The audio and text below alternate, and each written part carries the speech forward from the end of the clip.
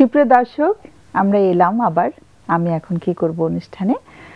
আর আমরা তো প্রতি অনুষ্ঠানে একটি মানে টপিক দিয়ে শুরু করি। আজকে একটি টপিক রয়েছে, সেটি হচ্ছে যে সম্পর্ক নিয়ে। আমরা তো এই অনুষ্ঠানে মানসিক স্বাস্থ্য এবং সম্পর্কের উপরেই বেশি ফোকাস করি। তো তেমনি একটি সাবজেক্ট আজকে দেয়া হয়েছে, সেটা হচ্ছে যে আমরা যখন সম্পর্কে থাকি সেটি অনেক সময় বিবাহিত হতে পারে, অবিবাহিত হতে পারে। আমাদের অনেক সময় আসে যারা প্রেমিক প্রেমিকা রয়েছেন, তারাও কিন্তু আসেন সেবা নিতে, যে আমাদের ভবিষ্যতে বিয়ে করার ইচ্ছে আছে, একটু যদি আমাদেরকে হেল্প করেন যে আমাদের বিয়ের পরে আমরা কেমন থাকবো। এখনই আমরা খুব একটা ভালো নেই, তো বিয়ের পরে কেমন থাকবো জানি না, আমরা সেজন্য এসেছি, যেটাকে বলা হয় প্রি ম্যারিটাল কাউন্সেলিং। আমরা এই অনুষ্ঠানে প্রি ম্যারিটাল কাউন্সেলিং নিয়েও কথা বলেছি। এটি খুবই একটা ভালো উদ্দেশ্য, যে আমাদের এখনও একটা রাখি বন্ধন হয়নি, যদি আমি অন্য ভাষায় বলি, বা আমরা মানে আল্লাহর নাম করে বা আমরা পবিত্র ধর্মগ্রন্থকে মাথায় রেখে আমরা এখনও বিয়ের অনুষ্ঠানটি করিনি বা বিয়ের বন্ধনে আবদ্ধ হইনি। কিন্তু তার আগেই আমরা চাচ্ছি যে আমাদের ভবিষ্যতে বিবাহিত জীবনটা যেন সুন্দর থাকে, আমরা যেন পরস্পরকে বুঝতে পারি। তো কেউ কেউ বিয়ের আগেও আসেন, সেটি তাদের সংখ্যা ভীষণ নগণ্য। তো সেই জন্য প্রি ম্যারিটাল কাউন্সেলিংটাও খুব ইম্পর্টেন্ট।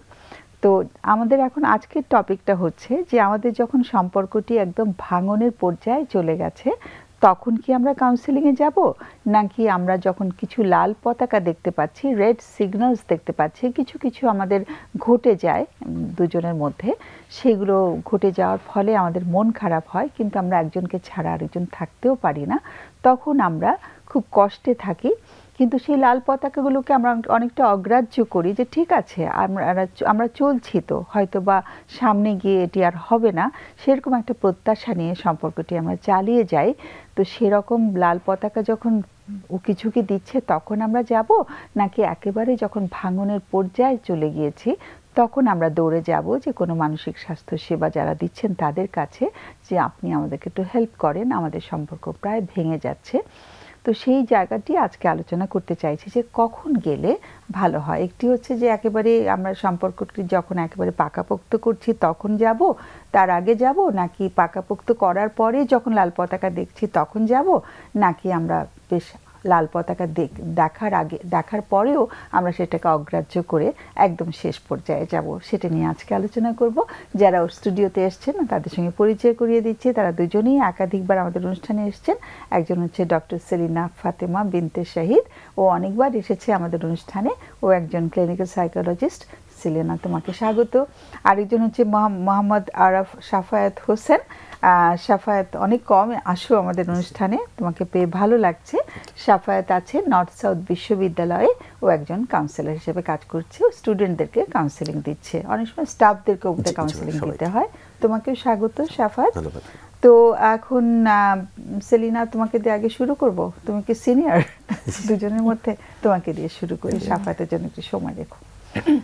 আসলে আজকের যে টপিকটা সিলেক্ট করা হয়েছে আসলে খুবই সময় উপযোগী, কারণ আমরা কাউন্সেলিং করতে গিয়ে এটা খুবই সম্মুখীন হই, যে যখন ভাঙনের একদম পর্যায়ে চলে যায় তখন কাপলরা আসেন, তখন অনেক সময় খুব ডিফিকাল্ট হয়ে যায়, কারণ তখন অলরেডি কেউ কেউ মেনেই নিয়েছেন যে এই সম্পর্ক আর জীবনে ঠিক হবে না। তো তখনের চেয়ে আসলে বেটার হয় যখন ইঙ্গিত পাওয়া যাচ্ছে যে সম্পর্কটা ভালো যাচ্ছে না, আমি ভালো বোধ করছি না, দিন শেষে একটা দীর্ঘশ্বাস ফেলছি, আমি কিসের মধ্যে আছি। যখনই আমার গাটস ফিলিং এটা বলবে যে আমি ভালো যাচ্ছি না, কিসের জন্য তাহলে এই সম্পর্ক, তখনই আসলে প্রফেশনাল হেল্প নেওয়ার দরকার। আমি যেটা বলবো, আমাদের শুধু বিবাহর আগে যে সম্পর্কগুলো, ওগুলোতে তো পরের কথা, বিবাহ হয়ে গেলেও দেখা যায় যে দাম্পত্য জীবনে খুঁটিনাটি লেগেই থাকে। তো সেই সমস্যাগুলো হতে পারে যে দুই ব্যাকগ্রাউন্ড থেকে আসে, দুই পরিবারের আবহাওয়া থেকে আসে, দুজনের ব্যক্তিত্ব আলাদা, কিছুটা অ্যাডজাস্টমেন্টের প্রবলেম হতেই পারে। কিন্তু যখন দেখা যায় সেটা ঠিক হচ্ছে না, অধিকাংশ সময় দেখা যায় যে এইসব ব্যাপারে খুব পরিবারের সদস্য থেকে শুরু করে ফ্যামিলি ফ্রেন্ড, তারপর পাড়া প্রতিবেশী সবাই খুব উপদেষ্টা হয়ে যান, এবং দেখা যায় যে সবাই মনে করেন যে তারা হয়তো খুব ভালো পরামর্শ দিচ্ছেন, কিন্তু এর মধ্যে অনেকেই আছেন যে তারা নিজেরাও সম্পর্কটা টিকিয়ে রেখেছেন ঠিকই, কিন্তু তারা ভালো নেই। দিন শেষে একটা দীর্ঘশ্বাস তাদেরও হয় যে একই ছাদের নিচে আমরা আছি, একই বিছানা আমরা শেয়ার করছি, কিন্তু আমরা একে অপরকে আসলে অতটা, একই সন্তানের বাবা মা, কিন্তু আমরা আসলে ওভাবে একাত্ম ফিল করছি না। তো এই জায়গাটা নিয়েও ওনারা তারপরও এই যে ভরসাটা থাকে যে জিতে গেছি মনে করে যে সম্পর্কটা তো টিকে গেছে, সেই টিকে যাওয়ার জোর থেকে আরেকজন দাম্পত্য জীবনে যারা কষ্টে আছে তাদেরকে বলেন সব ঠিক হয়ে যাবে, সব ঠিক হয়ে যাবে। যেমন ছোট বাচ্চার প্রবলেম দেখে আমরা বলি বড় হতে হতে দেখবে ঠিক হয়ে যাবে, তো নতুন মানে বাচ্চা নাও ঠিক হয়ে যাবে, হ্যাঁ বাচ্চা নাও ঠিক হয়ে যাবে, আর একটা বাচ্চা নিলাম তো আরেকটা বাচ্চা নাও দেখবে ঠিক হয়ে যাবে, মেয়ে হয়েছে এবার ছেলে নাও ঠিক হয়ে যাবে। এই ব্যাপারগুলো ঘটে ঘটে দেখা যায় যে আসলে তেমন কিছু ঠিক হয় না। কারণ কিছু কিছু বিষয় আছে যেগুলো আসলে যারা আমরা পরামর্শ দিচ্ছি তারা নিজেরাও তো এই ব্যাপারগুলো জানি না। যে ধরা যাক ব্যক্তিত্বের কোনো সমস্যা দুজন কাপলের মধ্যে একজনের থাকতে পারে, কিংবা এটা সমস্যা হিসেবে থাকতে পারে, কারো রাগের অত্যধিক প্রবলেম থাকতে পারে যেটা সে নিজেও জানে না কিভাবে নিয়ন্ত্রণ করতে হবে। এখন একজন রাগী আরেকজনকে বললো মানিয়ে নাও, মানিয়ে কতটা নিতে পারবে সে? হ্যাঁ, তো সেই জায়গাটা, ফোন আসছে, তুমি সেন্টেন্সটা শেষ করো। হ্যাঁ, সেই ক্ষেত্রে এই ব্যাপারগুলো যেখানে আসলে কিছু করার থাকে না, একজন ভীষণ প্যাসিভ আর একজন খুবই এগ্রেসিভ, কোনোভাবে কমিউনিকেশন হচ্ছে না, তো এই কমিউনিকেশনের জায়গাগুলো বা খুবই ইন্ট্রোভার্ট এক্সট্রোভার্ট ব্যাপারগুলো আসলে লেম্যান বা সাধারণ মানুষ কিভাবে ঠিক করতে হয় ব্যাপারটা জানে না। এটা জানে একমাত্র প্রফেশনালরা। সেই জন্য যখনই এই ধরনের ইঙ্গিত দেখা যাচ্ছে যে আমি ভালো নাই, বুঝতে পারবেন না ওনারা অ্যাসার্টিভ কি জিনিস কিংবা প্যাসিভ কি জিনিস, কিন্তু ভালো নাই মনে করলে আমার মনে হয় সেটা বয়ে না বেরিয়ে আমরা সেবা নেওয়ার প্রয়োজন। ওকে, থ্যাংক ইউ। আমরা আসছি তোমার কাছে পরে, একটা ফোন নিয়ে আসছি। হ্যালো, আসসালামু আলাইকুম। হ্যাঁ, ওয়ালাইকুম সালাম। একটু জোরে বলতে হবে যে। হ্যাঁ, আসসালামু আলাইকুম। ওয়ালাইকুম সালাম। হ্যাঁ, এবারে শুনতে পাচ্ছি, সুন্দর। আমি সরকারি চাকরিজীবী। আমার হাজবেন্ডও সরকারি জব করে। আচ্ছা, একই সেক্টরে কাজ করি, একই ডিপার্টমেন্টে আছি আর কি। আচ্ছা, তো আমাদের ক্ষেত্রে হয় কি, মানে ধরেন আমি যে বেতন পাই আমার হাজবেন্ডও সেম বেতন পায়। আচ্ছা, সবকিছু সে জানে আর কি। তো দেখা যায় যে হচ্ছে ওর কথা হলো কি যে হচ্ছে আমার ফ্যামিলিতে আমি কোনো টাকা পয়সা দিতে পারবো না। আচ্ছা, আমরা হচ্ছে 7 বোন 2 ভাই। তো দেখা যায় 7 বোন, জি 7 সিস্টার্স। আচ্ছা, 2 ভাই। তো আমার দেখা যাচ্ছে যে আমার চাকরির ক্ষেত্রে বা পড়ালেখার ক্ষেত্রে আমার অবদান বেশি আমার ভাই বোনদের আর কি। আচ্ছা, তুমি কত নাম্বার সন্তান? আমি সবথেকে ছোট। সবচেয়ে ছোট, ইয়াংগেস্ট? ভাইদেরও ছোট? আমি ভাই বোন সবার ছোট। জি। তো দেখা যায় যে ওদের অবদান আমার জীবনে সবথেকে বেশি। তো ওরা আমাকে অনেক ভালোবাসে, অনেক ইয়া করে। তো দেখা যাচ্ছে কি যে হচ্ছে মানে ফ্যামিলির প্রতি কিছুটা মানে দায়িত্ব থাকে, দায়বদ্ধতা থাকে। তো আমি যখন চাকরি পেয়েছি তখন থেকে আমি আমার ফ্যামিলিকে সাপোর্ট দিই। আচ্ছা, হ্যাঁ। তো যখন বিয়ে হয়ে গেছে আমার বিয়ে হওয়ার 3 বছর চলতেছে। মানে তুমি চাকরিটা পেয়েছো বিয়ের আগেই? জি, আমি বিয়ের আগে চাকরি পাইছি। আচ্ছা, আর বিয়েটা কিভাবে হয়েছে তোমাদের? বিয়ে হয়েছে মানে পছন্দ ছিল, দুজনেরই পছন্দ ছিল, তারপরে মানে অ্যারেঞ্জ করে হয়েছে আর কি। মানে দু ফ্যামিলির মতামতে বিয়ে হয়েছে, কিন্তু আগে থেকে পছন্দ ছিল? আগে থেকে পছন্দ ছিল বলতে মানে প্রপোজালের মাধ্যমে হয়েছে, মানে আমাদের রিলেশন ছিল না। আচ্ছা, পছন্দ ছিল কিন্তু তোমাদের সম্পর্ক বা প্রেমের সম্পর্ক ছিল না তখন? না, সম্পর্ক ছিল না, পছন্দ ছিল না, মানে প্রপোজালের মাধ্যমে, কলিগের মাধ্যমে, প্রপোজালের মাধ্যমেই বিয়ে করা। আচ্ছা, আচ্ছা, ওকে। জি। তো মানে খুব বেশি দিনের পরিচয় না, অল্প দিনের পরিচয়ের মাধ্যমেই বিয়ে হয়েছে। ওকে। তো বিয়ে হওয়ার পরে আমি মানে টাকা পয়সা মানে ওর সব হিসাব রাখি আর কি, যে আমি কত টাকা বেতন পাই তো সব জানি। তো দেখা যায় যে সবকিছুই ওর হিসাব রাখতে হবে, মানে সবকিছুই ওর মানে কোনটা আমি কি করতেছি না করতেছি সবকিছু ঠিক আছে। এখন আমি বাসায় দেখা যাচ্ছে যে আমি আমার মা বাবা কে যদি টাকা দেই ওইটা ওর মানে বলে যে হচ্ছে মেয়ে মানুষ বিয়ে হয়ে গেছে কেন টাকা দেওয়ার লাগবে, মেয়ে মানুষ বিয়ে হয়ে গেলে সব দায়িত্ব শেষ, তুমি বিয়ের আগে দিচ্ছ এখন কেন দিবা, এখন তুমি আমার সংসারের দিকে খেয়াল রাখবা, আমার সংসার নিয়ে ভাববা। আচ্ছা। তারপর ধরেন আমি তো সবার ছোট, আর আমরা হচ্ছে মানে আমার ভাই বোন অনেকগুলাই, তো আমরা হচ্ছে ফ্যামিলি গ্রুপে কথা বলি আর কি। আচ্ছা, বুঝেছি, গ্রুপ করে নিয়েছো। হ্যাঁ, জি জি, আমরা কথা বলি সবাই, যে যাদের অ্যান্ড্রয়েড ফোন আছে সবাই যুক্ত হয়ে কথা বলে। তো দেখা যায় কি ও বিরক্ত, মানে আমি কেন কথা বলি, আমি হচ্ছে মানে ও বলতে দিবে না। আমার ফ্যামিলি থেকে ফোন দিলেই ও মানে বিরক্ত প্রকাশ করে। ইভেন আমার ফ্যামিলিতে ফোন দিয়ে উল্টাপাল্টা বলে যে আপনারা তো আপনার টাকা নেন, কেন নেন। কিন্তু আমি ওকেও টাকা দিই, হ্যাঁ, আমি চাই যে ওর সাথে ভালো থাকতে, ওর সাথে থাকতে, তো ওকেও আমি টাকা পয়সা দেই, অনেক হেল্প করার চেষ্টা করি। আমি নিজের কথা কখনো ভাবি না, আমি চাই যে আমার বাবা আমার ফ্যামিলিও ভালো থাকুক, ওর সাথে যে থাকতেছি ওর ফ্যামিলিও ভালো থাকুক। কিন্তু ও এটা বোঝার চেষ্টা করে না। ওর সব সময় দোষারোপ, কেন তুমি দিবা টাকা, আমি মানে ও তো নিজেও চাকরি করে, বলে আমি একটা ভালো ফ্যামিলিতে বিয়ে করতে পারতাম। আমার হচ্ছে মানে ও সবসময় শ্বশুর বাড়ির প্রতি একটা আলাদা যে আমার, মানে তোমার ফ্যামিলিটা ভালো না তাই বলতে চাচ্ছে। ও বলতে চাচ্ছে মানে আমি কেন আর্থিক সাপোর্ট করতেছি। আচ্ছা, মানে ওর প্রবলেম এটা, মানে ভালো বলতে এরকম মিন করছে যে আর একটু মানে সচ্ছল ফ্যামিলি যেখানে সাপোর্ট দিতে হয় না। জি জি জি, সাপোর্ট দিতে হয় না। ওর একটাই কথা যে হচ্ছে আমার ফ্যামিলি নিয়ে তোমার ভাবতে হবে। আর আমি এখন মানে প্রেগন্যান্সিতে আছি, তো মানে ও এখনো আমাকে প্রেরণা দেয় যে তুমি হচ্ছে তোমার সন্তানকে আমি বলে দিব সবকিছু, যে তুমি হচ্ছে তার জন্য ভাবো নাই।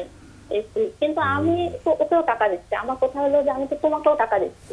সন্তানকে কি বলবে বলেছে? বলতেছে যে তুমি হচ্ছে তোমার বাবা মাকে টাকা দাও, তোমার সন্তানের কথা তুমি ভাবতেছো না। মানে যাতে মানে অনাগত সন্তান এখনো আসেনি সে পৃথিবীতে, সে তোমাকে মানে একটা মানে কি বলবো নেগেটিভলি দেখে আর কি, তাই তো? নেগেটিভলি। তখন আমি খুব স্ট্রেসে ভুগি যে মানে এটা কেমন কথা, যে মানে শুধু টাকার জন্যই, তাছাড়া আমাদের অন্য কোনো সমস্যা নাই, যে আমি যে অন্য কোনো সমস্যা থাকবে, শুধু টাকা, শুধু তার টাকা চাই। মানে সে ভবিষ্যৎ নিয়ে খুব চিন্তিত, যে ভবিষ্যতে আমার এটা করতে হবে, ওইটা করতে হবে। আচ্ছা, ও কি একটু অর্থনৈতিক সংকট দেখেছে ওর পরিবারে ছোটবেলা থেকে? না, অর্থনৈতিক সংকট বলতে কি মানে ওর হচ্ছে মানে চাচা এই সে ওরা একটু বেশি ওদের থেকে ভালো পজিশনে আছে। আচ্ছা, দেখে অভ্যস্ত যে ওকে ওদের মতোই হইতে হবে। আচ্ছা, এটা কম্পিটিটিভ একটা মাইন্ডসেট ছিল আর কি। জি জি, কম্পিটিটিভ মাইন্ড, যে ওকে ওদের মতো হইতে হবে। ও এরকম ভাবে ওর পজিশন ওকে চেঞ্জ করতে হবে। ঠিক আছে, আমি তো তোমার টাকা আমি বলি যে ঠিক আছে তুমি করো, তুমি চেষ্টা করো, আমি তো তোমাকে সাপোর্ট দিচ্ছি। কিন্তু সে আমার পুরাটাই সাপোর্ট দেবে, মানে পুরাটাই আমার টাকা সে ইয়া করে রাখবে নিজে, মানে পুরাটা নিয়ে ওর ইচ্ছা মতোই মানে করবে আর কি। মানে তো ওর চাহিদাটা হচ্ছে তুমি বেতনে যতটুকু বেতনের টাকা যাই পাচ্ছ সবটুকু তোমার হাজবেন্ডকে দিয়ে দেবে, এরকম? জি জি জি। আচ্ছা, মানে তুমি আলাদা করে তোমার অ্যাকাউন্ট আছে না, ব্যাংক অ্যাকাউন্ট? হ্যাঁ, ব্যাংক অ্যাকাউন্ট বলতে মানে ও যখন আমার উপর খুব বেশি মানে স্ট্রেস দিচ্ছিল তখন আমি অ্যাকাউন্ট করছি, ডিপিএস করছি। কিন্তু সবসময় বলে ডিপিএস ভাঙো, এই করো, তুমি হচ্ছে আচ্ছা ডিপিএস ভাঙে আমাকে ইয়া দাও, আমরা হচ্ছে দুজনের টাকা মিলে এই করবো সেই করবো। কিন্তু ওর কাছে আমি এতটুকু ভরসা পাই না, মানে সবসময় স্ট্রেস দেয় টাকা নিয়ে, শুধু টাকা টাকা টাকা। হ্যাঁ, কতদিন হয়েছে তোমাদের বিয়ে? আমাদের বিয়ে মানে 3 বছর চলতেছে। 3 বছর। এবং তুমি প্রথম সন্তান মানে সন্তান সম্ভব আর কি, প্রথম সন্তান জন্ম দেবার অপেক্ষায় আছো। আর তোমার বাবা মা জানেন যে তোমাকে এভাবে চাপ প্রয়োগ করছে? আসলে আমি আমার বাবা জানি না, আমার মা নাই। আচ্ছা, আর বাবা আছে কিন্তু আমি বলতে পারতেছি না, কারণ আমি আমার পরিবারকে অনেক ভালোবাসি। আমি যদি বলি যে হচ্ছে এরকম করতেছে, ওরা কখনোই আমার কাছে মানে ওরা কখনো চায় না, কিন্তু আমি দেখি যে সমস্যা। কিন্তু বাবা বেঁচে আছে। আচ্ছা, বুঝেছি, ও তুমি জানাওনি আর কি কাউকে? হ্যাঁ, বোঝা গেছে। কাউকে জানাই না, কিন্তু ওই মাঝে মাঝে জানাই। কিন্তু আমি মানে কি জানাচ্ছে ও জানায় মাঝে মাঝে ফোন করে বলে যে আপনাদের জন্য আমাদের সংসারে সমস্যা, এগুলো বলে। মানে সে আসল জায়গাটুকু বলছে যে আপনাদের টাকা দিচ্ছে সেটা আমার পছন্দ না, এটাও বলে দিচ্ছে? এটাও বলে দিচ্ছে। তাহলে তোরা জেনেই গেছেন? জেনে যাচ্ছে, কিন্তু আমি আবার পরে দেই যে হচ্ছে আমার টাকা আমি তো দিতেই পারি। আচ্ছা, বুঝতে পেরেছি। তো আমাদের তো যেহেতু আমাদের বিরতির সময় হয়ে যায় খুব তাড়াতাড়ি, তোমার প্রশ্নটা একটু করে ফেলো, আমাদের অতিথিদের কোনো প্রশ্ন থাকতে পারে তোমার কাছে। জি, মানে আমার প্রশ্ন হলো যে এরকম সিচুয়েশনের মধ্যে আমি কি করব, মানে ও টাকা ছাড়া কিছুই বোঝে না, সব সময় আমাকে মেন্টালি প্যারা দেয় যে টাকা দিয়ে। হ্যাঁ বুঝেছি। আর তোমার হাজবেন্ড এই মুহূর্তে কোথায়? তোমার পাশে তো নেই, এখন বসা নেই তো না? না না, আমার হাজবেন্ড আমার পাশে নাই। আমি তুমি অন্য একটা জায়গা থেকে কল করছো, বাসা থেকে না? জি, আমি অন্য জায়গা থেকে অন্য জায়গা থেকে কল করছো। ওকে, তুমি একটু লাইনে থাকো। তুমি বলছিলে যে এরকম একটা মানে অসুবিধা যাচ্ছে, আমার এখন কি করার আছে আমাদের কাছ থেকে তো। হ্যাঁ আমাদের আর কোনো মানে সমস্যা নাই, বুঝেছি। হ্যাঁ আমাদের কাছ থেকে সরাসরি একটু থামাচ্ছি তোমাকে, তাড়াহুড়ো করছি আমি। আমাদের কাছ থেকে তো সরাসরি উত্তর যায় না, তোমরা জানো সেটা। তো তুমি একটু একটু ওয়েট করো, আমাদের অতিথিদের কোনো প্রশ্ন আছে কিনা কি দেখি। কারো কোনো প্রশ্ন আছে? সাফায়েতের প্রশ্ন। জি সালাম, আমি একটু জানতে চাচ্ছিলাম যে ধরেন আপনাদের বিয়ের শুরু থেকেই উনি বলছেন যে পর থেকে উনি এই ধরনের আচরণ করছে, মানে উনি কি এমন কিছু দেখেছে বা এমন কোনো উনি মন্তব্য বা সন্দেহ আপনাকে করেছে যে টাকাটা মিসইউজ হচ্ছে? মানে একটা তো হলো আপনি ফ্যামিলিতে দিয়ে দিচ্ছেন, তো এছাড়া কি অন্য কোনো খাতগুলো বলেছে যে খাতগুলো আপনার কাছে মনে হচ্ছে ইম্পর্টেন্ট কিন্তু সে আবার সেগুলোকে ভিন্নভাবে দেখছে, এরকম কোনো কিছু? না, আমি ওকেও টাকা দিচ্ছি, আমি আমার বাসাও টাকা দিচ্ছি। মানে আমার কাছে একটা অ্যামাউন্ট ছিল, ধরেন হচ্ছে 10 লাখ টাকা, তো আমি এর মধ্যে ওকে 6.5 লক্ষ টাকা দিচ্ছি। ঠিক আছে, আমার মনে হয় অ্যামাউন্ট গুলো বলা না, অ্যামাউন্ট বলা না, মানে ওনার কনসার্নটা হলো যে টাকা আপনার কাছে থাকলেই মনে হয় আপনি সেটা খরচ করে ফেলবেন, তার কাছে থাকলেই সেটা সেফ থাকবে না? জি, মানে ওর কথা হলো যে সব টাকা ও ইউটিলাইজ করবে। আর ওনার মেইন উদ্দেশ্যটা কি, যে টাকা নিয়ে উনি কি কোথাও সেভিংস করে বা এরকম কিছু? ওইটা ডকুমেন্ট না, ও হচ্ছে ওর হচ্ছে মানে কথা হলো যে আমার সংসার, তুমি আমার বউ, আমি টাকা ইউটিলাইজ করব, এটা তুমি অন্য কোথাও দিতে পারবে না। মানে তোমার বাবা মা, তোমার বিয়ে হয়ে গেছে, তুমি মেয়ে মানুষ, তোমার আর কোনো দায়িত্ব নেই তোমার ফ্যামিলির উপর। না, উনি ওই টাকাটা নিয়ে কি করে বা কি করতে চায়? জমা করতে চায় নাকি খরচ করে ফেলে? না না, খরচ করে না। আচ্ছা আচ্ছা, ঠিক আছে, থ্যাংক ইউ। সেভ করছে তোমার কথা। আমি জানতে চাচ্ছি, আপনি যদিও বলেছেন যে আর কোনো সমস্যা নাই, এমনি আপনার প্রতি কি উনি যত্নশীল বা আপনাকে সম্মান করে বা ভালোবাসে মনে হয়? আপনাকে অন্য জায়গাগুলো কি আপনি স্যাটিসফাই ওনার ব্যাপারে, টাকা ব্যাপারটা ছাড়া? মানে আমি যদি ওকে সব টাকা দেই তাহলে মানে ও আমার প্রতি খুব যত্নশীল, মানে যদি সব টাকা পয়সা দেয় তাহলে খুবই যত্নশীল, কিন্তু একটু আদি মন মাইন্ডের আছে যে, কিন্তু টাকা দিলে আমার মনে হয় কোনো সমস্যা হবে না। আপনি দিয়ে দেখেছেন যে টাকা দিলে খুব ভালো ব্যবহার করে? জি জি, আমি দেখছি টাকা দিলে, মানে টাকা সব দিলে, মানে আমি যদি কোথাও টাকা আমার বাসায় না টাকা দেই, ওকে সব দেই, তাহলে মানে ও এটা ভালো ব্যবহার করে। ভালো ব্যবহার করে মানে আপনার স্বামী থেকে যা যা প্রাপ্য সব আপনি পান, মানে অন্য কিছু নিয়ে আপনার কোনো ঘাটতি মনে হয় না? না, অন্য কিছু নিয়ে ঘাটতি ওরকম মনে হয় না। আচ্ছা, কিন্তু ওর কথা হলো মানে এখন যে মানে বর্তমানে মানে ও ভবিষ্যৎ নিয়ে খুব চিন্তিত, মানে ভবিষ্যতে টাকাটা জমায় রাখে, ও এই করবে সেই করবে, কিন্তু বর্তমানে আমার পিছনে যে খরচ করবে সেটাও মন মানসিকতা নেই। তাহলে খরচ করে না আপনার ব্যাপারে? না না না, আমার ব্যাপারেও খরচ করে না, ও নিজেও অত খরচ করে না, ও ভবিষ্যৎ নিয়ে খুব চিন্তিত। আচ্ছা, বুঝতে পেরেছি। ঠিক আছে, আর কোনো প্রশ্ন নেই। অনেক অনেক ধন্যবাদ। আচ্ছা, ও যে ভবিষ্যৎ নিয়ে এত ভাবে, এমনিতে সার্বিকভাবে কি ও দুশ্চিন্তায় ভোগে? দুশ্চিন্তা বলতে ওই যে বলে যে ওর অবস্থান চেঞ্জ করবে। না না, সেটা ঠিক আছে, মানে একটু দুশ্চিন্তাগ্রস্ত থাকে কিনা, একটু সাধারণভাবে একটু দুশ্চিন্তাগ্রস্ত থাকা?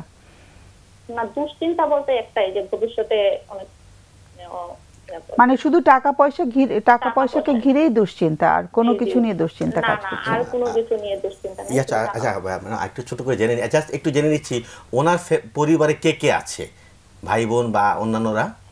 ওনার পরিবারে হচ্ছে মা আছে, বোন আছে, আর বাবা নাই। বাবা নেই। ছোট পরিবার। উনি হেল্প করেন? জি, ওখানে উনি হেল্প করেন? উনি কোনো তো বেশি হেল্প করে না, করে কিন্তু আমাকে বলে না, বলে যে হচ্ছে আমি আমার টাকা। আপনি কি কনফার্ম যে ওখানে হেল্প করে না উনি? দেয়, মানে কিছু কিছু দেয়।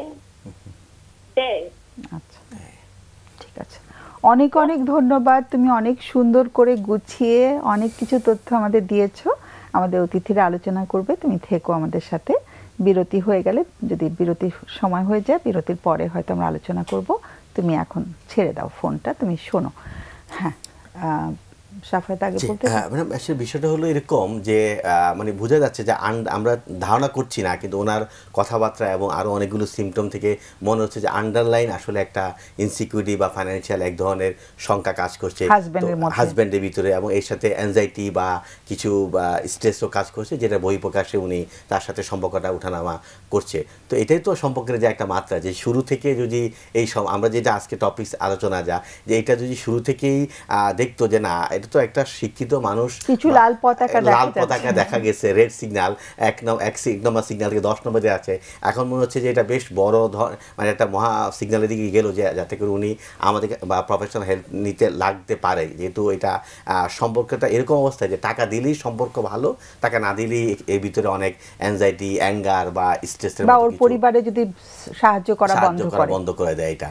তো বোঝা যাচ্ছে যে আসলে আন্ডারলাইন অনেকগুলো কজ থাকতে পারে। তো মূল বিষয়টা হচ্ছে যে শুরু থেকেই যদি তারা একজন আরেকজনের মধ্যে রেসপেক্ট, যেটা আপা প্রথমে শুরু করে, যে সম্পর্ক মানেই তো আসলে অনেকগুলো বিষয় দিয়ে সম্পর্ক তৈরি হয়, একজন আরেকজনের প্রতি মিউচুয়াল আন্ডারস্ট্যান্ডিং, তারপরে রেসপেক্টের জায়গা, লাভ, কেয়ার এবং অ্যাফেকশনের দিয়ে আর কি। তো এই মাত্রাগুলো যদি ঠিকমতো থাকে কোনো সম্পর্কেতে, তখনই সম্পর্কটা একটা সুষম সম্পর্ক হিসাবে তৈরি হয়। তো এটা শ্রেণীভেদে বা শিক্ষিত শ্রেণী, গ্রামে শহরে একই জায়গায় এক এক মাত্রা থাকতে পারে, কিন্তু ওনারা যেহেতু দুজনেই শিক্ষিত, দুজনেই জব করছে, একই সেক্টর জব করছে, এবং উনি জানে যে একটা পরিবার চলতে গেলে কতটুকু খরচ লাগতে পারে, যেহেতু সে পরিবারের ছোট সন্তান, বলেছেও সে হাজব্যান্ডকে যে আমার জন্য তারা কতটুকু খরচ করেছে। তো আজকাল তো আমরা দেখি যে দুজনে মিলে সংসার করে, আবার দুজনের পরিবারকে করে, এবং এটাতে প্রাউড ফিল করে, কিন্তু এখানে মনে হচ্ছে এই বিষয়গুলো একটা ব্যাপার নিয়ে ঝামেলা তৈরি হয়ে যাচ্ছে। তুমি বলছো একটা প্রফেশনাল হেল্প তারা একটু প্রফেশনাল নিতে পারে, কারণ যেহেতু মনে হচ্ছে এটা আরো বড় ধরনের সংজ্ঞা দিকে যাচ্ছে। এবং এখানে একটা ছোট জিনিস, যে সে ফান করে হোক আর সিরিয়াসলি বলুক, সে বলেছে যে আমার অনাগত সন্তানের কাছেও আমি এটা বলে দিব যে তোমার মা তোমাকে নিয়ে ভাবেনি, অন্যদিকে নিয়ে ভেবেছে।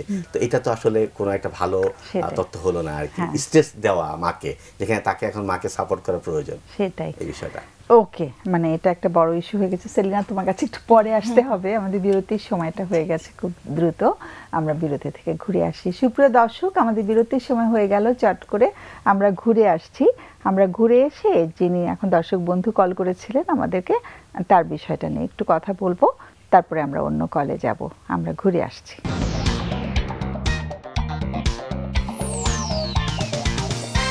সুপ্রিয় দর্শক, আমরা ফিরে এলাম আবার বিরতির পর। আমরা কথা বলছিলাম, আমাদের আজকের টপিক ছিল যে আমরা মানে লাল সংকেত দেখার আগেই আমরা কাউন্সিলরের কাছে যাব কিনা, নাকি একদম শেষ পর্যায়ে যাব।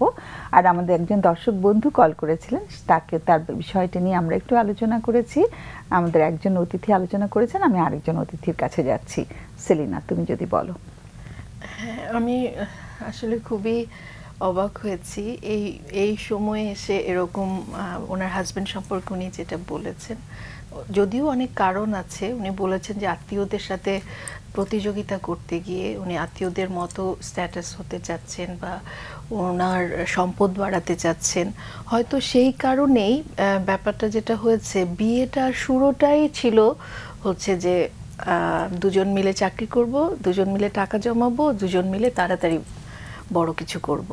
তো এই ব্যাপারটা উদ্দেশ্যমূলকভাবেই বিয়েটা হয়েছিল। যেমন আমরা বিয়ে কেন করি, প্রথম মানে একজনের জীবন সঙ্গী চাই, একজন আত্মিক সম্পর্ক থাকবে, একজন ভালো বন্ধু হবে, ভালোবাসার মানুষ হবে, তারপর আমরা কেউ বংশবৃদ্ধি করতে চাই। এটা এরকম অনেকগুলো উদ্দেশ্য থাকে। কিন্তু উদ্দেশ্য যদি থাকে আমি টাকা বানাবো, দুজনেই চাকরি করবে, তখন তো আসলে গোড়াই গলদ।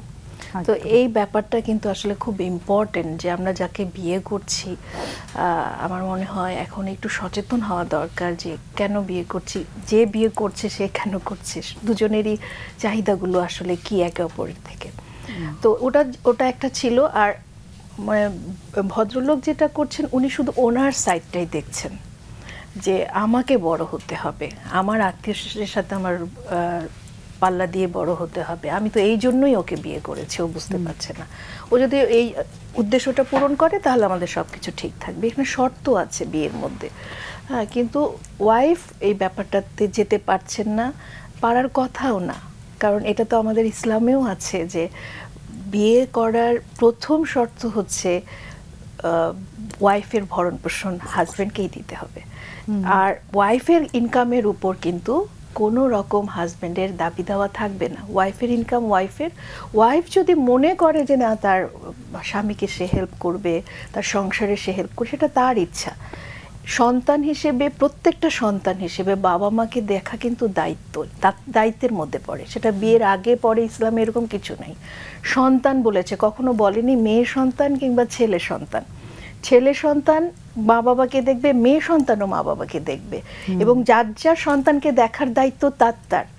এমনও বলা আছে স্ত্রীকে দিয়ে কোনো হাজবেন্ড তার মা বাবার সেবা করাতে বাধ্য করবে না। স্ত্রীকে দরকার হলে আলাদা ঘর দেবে।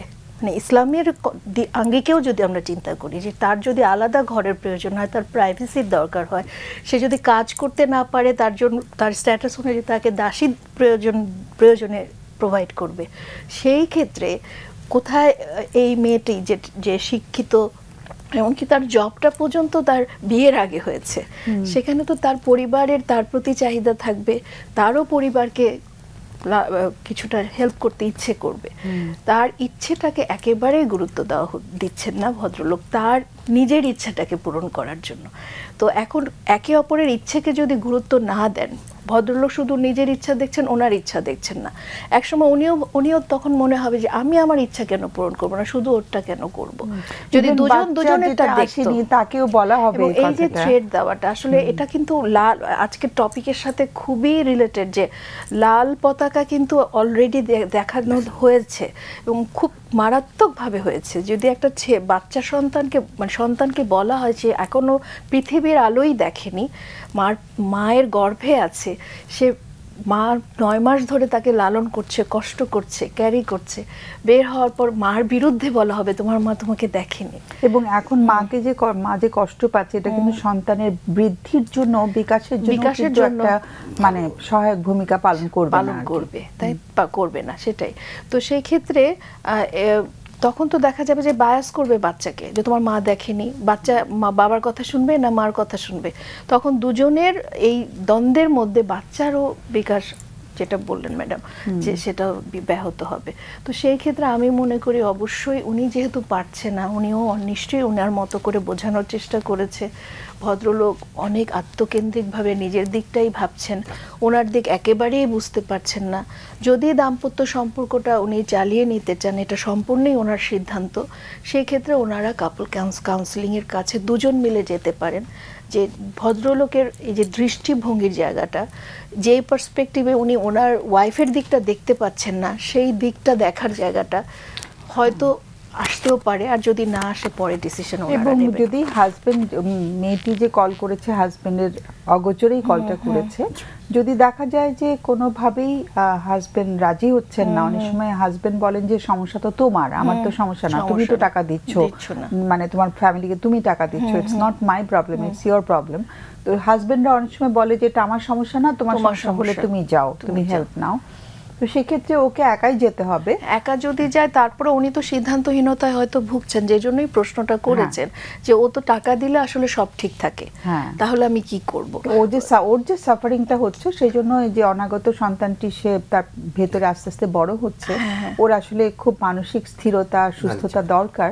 সে নিজেও কিন্তু একা যেতে পারে যদি হাজবেন্ড একেবারে রাজি না হয়, কারণ হাজবেন্ডের অগোচরে ফোনটা করেছে আর কি। আর হাজবেন্ড কিন্তু খুব ইয়ের সাথে বলছেন, কনফিডেন্সের সাথে বলছেন যে তোমার বিয়ে হয়ে গেছে, তুমি বিয়ে হয়ে যাওয়ার পরে মা বাবাকে কেন হেল্প করবা।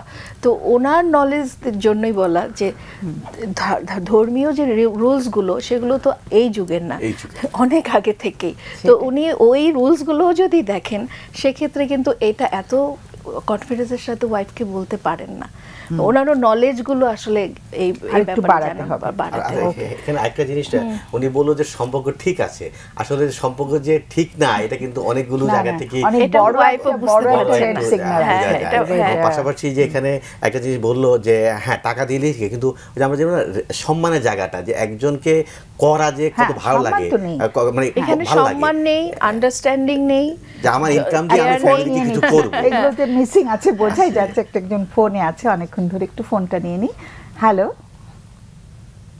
হ্যালো হ্যালো, ওয়ালাইকুম। হ্যাঁ আদাব ম্যাম। আদাব। হ্যাঁ উপস্থিত দুই স্যার ম্যামকে আদাব। হ্যাঁ হ্যাঁ, থ্যাংক ইউ, তোমাদেরকে আদাব দিয়েছেন। Thank you. ম্যাম আমার ক্রাইসিস হচ্ছে, বলছি একটু প্লিজ। ওই আমার বয়স 50+। আচ্ছা। তো আমার এক সন্তান, আর আমার ফাদার মারা গেলেন এই 3-4 মাস আগে মারা গেলেন আর কি। তো আমার একটা প্রবলেম বহুদিনের, আমার বিবাহিত জীবন প্রায় 24 বছর। আচ্ছা। তো আমার সন্তান পড়ছে 3rd ইয়ারে। তো আমার যেটা আমি অনেকদিন ধরে একটা মানসিক ইয়েতে ভুগতেছি যে এটা কেন হলো, অর্থাৎ যে আমি সরকারি চাকরি পেয়েছি আপনার 2018 সালে। আর চাকরি পাওয়ার পরে আমার আব্বা রিটায়ারমেন্টে গেলেন সম্ভবত 92 কি 93, সরকারি চাকরি করতেন উনিও। তো আমার খুব ইচ্ছা ছিল আরো উচ্চ শিক্ষা নেওয়ার। তো আমি স্নাতক পাস করে চাকরি পেয়েছিলাম, সংসারের হাল ধরছি। ধরার পরে আমার আব্বা মোটামুটি ভালোই বিহেভ করতো, কিন্তু বিয়ে করার পরে 2-3 বছর পরে আমার সন্তান হওয়ার পরে আমার আব্বা রুক্ষ আচরণ আমার ওয়াইফ আমার সঙ্গে করতো। মানে বাবা ওয়াইফ এবং দুজনের সাথে রুক্ষ ব্যবহার করতেন? হ্যাঁ, রুক্ষ মানে ওই ধরনের আর কি, যেটা কি মানে বুঝে নেন, মানে খুবই। এবং অনেক সময় আমার ওয়াইফের গায়ে হাতে তুলেছিলেন 2 একবার লাঠি দিয়ে। এবং আমি আবার মোটামুটি চাকরির পাশাপাশি বিকাল 6টার পরে টিউশন করতাম বাসায়। তো আমি হাত জোর করে বলেছিলাম যে 10টা ভদ্র ফ্যামিলির ছেলে মেয়ে প্রাইভেট পড়ে এখানে, তুমি ওদের সামনে কিছু করিও না, ওরা যখন ছুটি হবে তারপরে এই জিনিসগুলো তুমি মারবা না, কি করে করিও। দীর্ঘদিন প্রায় 20 বছরের নির্যাতনটা করছে, মানে অশ্রাব্য ভাষায় গালিগালাজ করতে সবসময়। তারপরে আমার বাচ্চার বয়স তখন মনে করেন 2.5-3 বছর। তো যাই হোক, তো সে ব্রেন স্ট্রোক করেছিল 2011 সালের জানুয়ারিতে। এবং সম্পূর্ণ ট্রিটমেন্ট তার দেখাশোনা আমার ওয়াইফ আর আমি ছিলাম হাসপাতালে প্রায় 14 দিন। ওখান থেকে রিলিজ নেওয়ার পরে মনে করলাম ভালো হবে। তারপরে দুঃখের বিষয়, সে আবার ওই রূঢ় আচরণ শুরু করলো।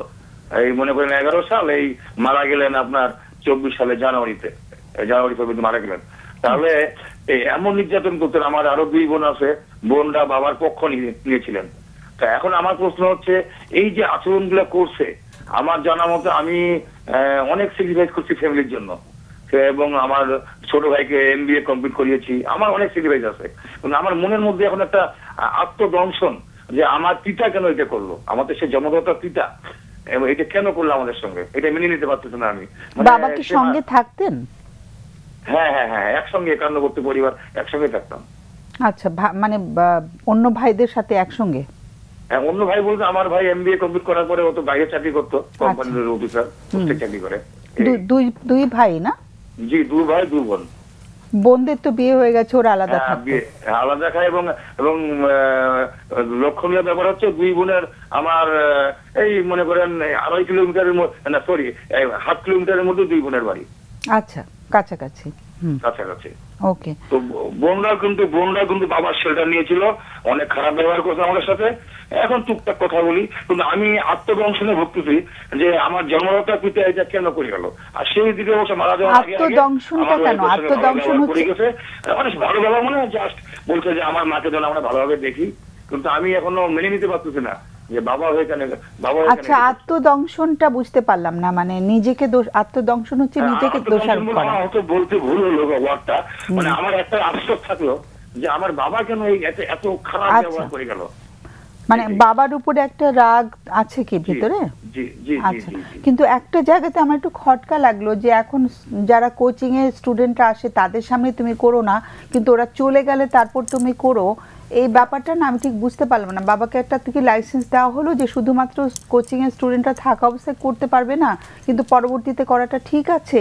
এই কথাটা আমার কাছে একটু খটকা লেগেছে। মানে উনি আমি শুনছি যে আমাদের বংশের মধ্যে নাকি বাবা খুব অ্যাগ্রেসিভ ছিল, অর্থাৎ কারো কথা শুনতো না, মানে উনি যেটা বলবো সেটাই।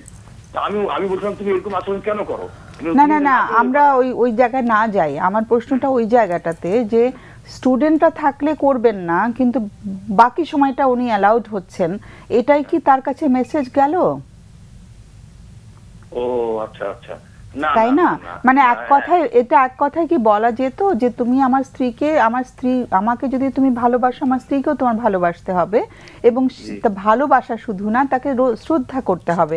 কিন্তু শুধু কোচিং এর স্টুডেন্টদের সময়টাতে তুমি তোমাকে বিরত রাখবে, বাকি সময়টা তুমি অ্যালাউড, এরকম কি একটা চলে গেল কিনা মেসেজ বাবার কাছে? কারণ এখানে একটা ছেলের একটা স্ট্যান্ড নেওয়ার দরকার ছিল যে কোনোভাবেই তুমি you can not raise your hand on my wife, তাই না? এরকম একটা মেসেজ স্ট্রেট তার কাছে যাওয়া দরকার ছিল।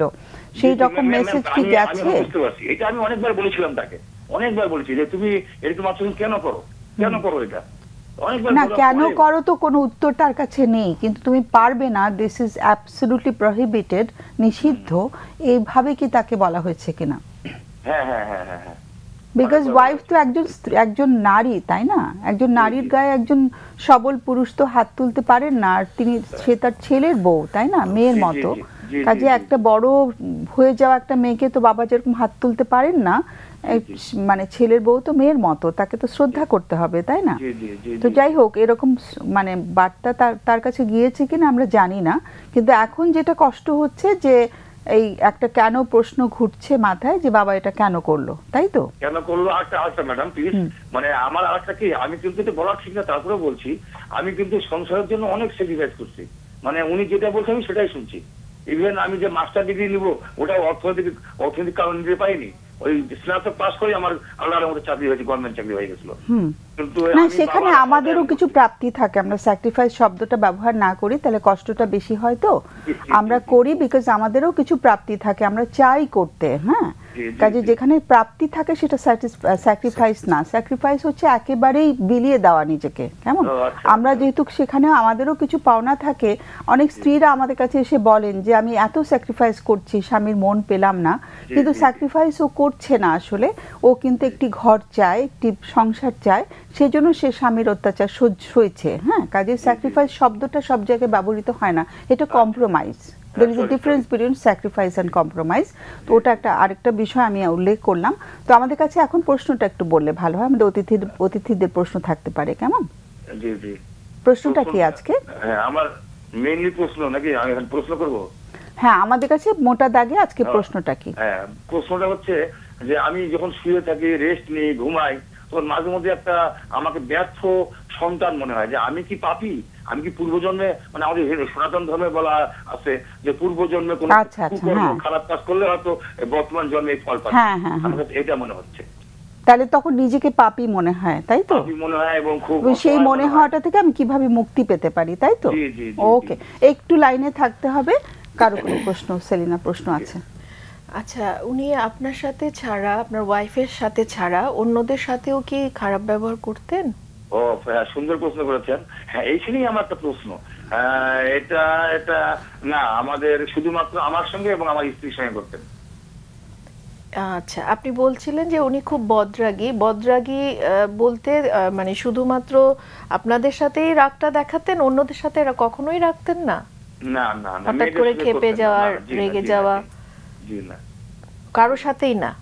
কারোর সাথে কোনো বাইরে হয়তো কোনো লোক, আপনি ধরা চলে না। আচ্ছা, বিয়ের আগে তাহলে ওনাকে বদরাগী কেন বলতেন আপনারা? বদরাগী বলছি এই কারণে, ওই যে অনেক হাত জোর করে অনুরোধ করেছিলাম যে রুরু আচরণগুলো বাবা করিও না।